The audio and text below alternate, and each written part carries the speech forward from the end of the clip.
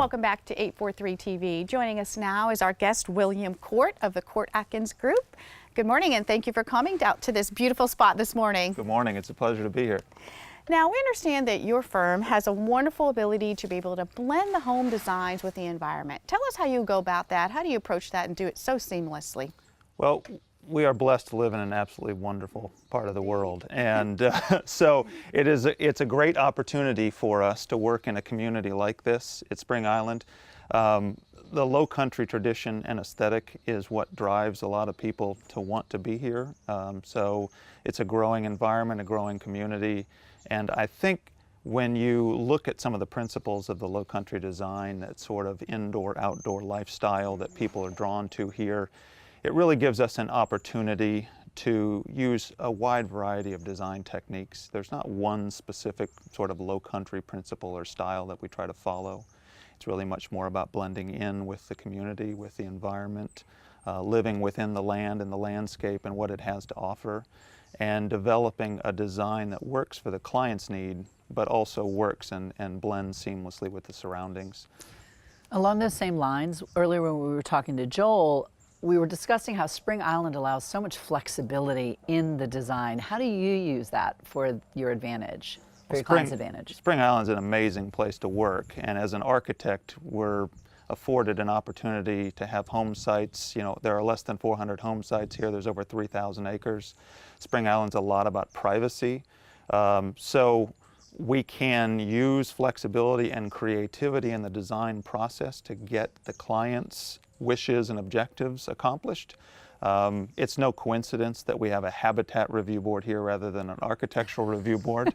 I think they're every bit as concerned about creating and maintaining the privacy, that understated elegance that exists in Spring Island and all of the amenities here and all the rich surroundings.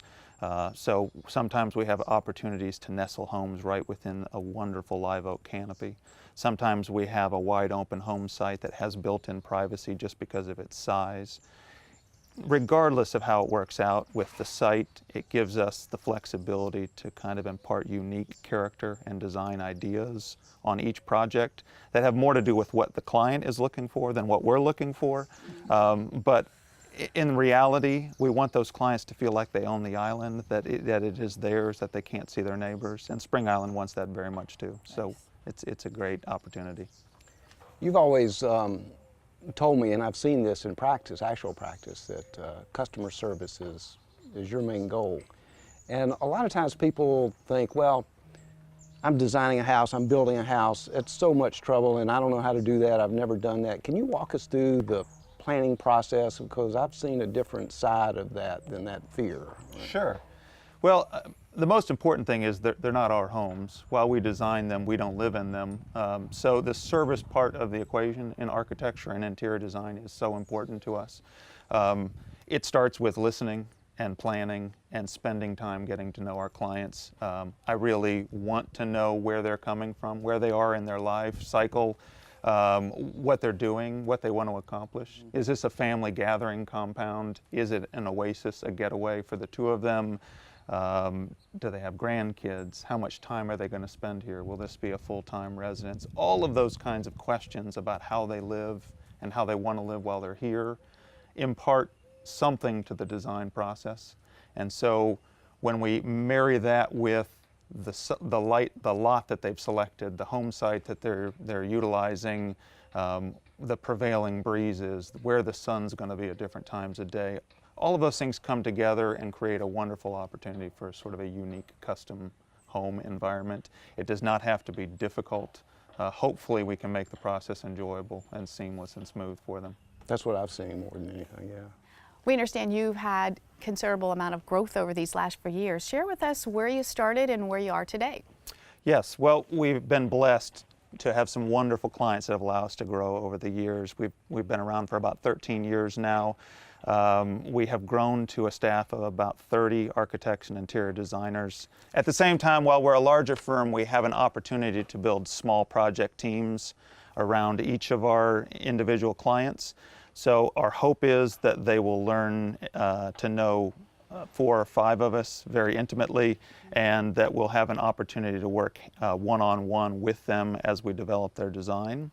The rest of the team is just there for support. If we need some additional horsepower to get a project done in a timely fashion, we can do that. We have had such a great ride here, and the communities like Spring Island that we get a chance to work in create an opportunity for us to really become our clients' trusted advisors. We can work with them on design, architecture, interior design, all of the fine details, but we can also get to know them and how they live and how they work, and the opportunities that afford us to become that trusted advisor for them. In a meeting recently this week, we were talking more about places to eat in Beaufort and Bluffton than we were about the architectural details that were going to be needed to support the project. I want to get to know our clients in that way, and that really helps us. So you're getting them a jump start on the lifestyle that they're going to have here after they move into the home. Exactly right. That's really fantastic. Well, thank you so much for joining us. Happy to be here. Now you guys stick around and we'll be back with more 843 TV.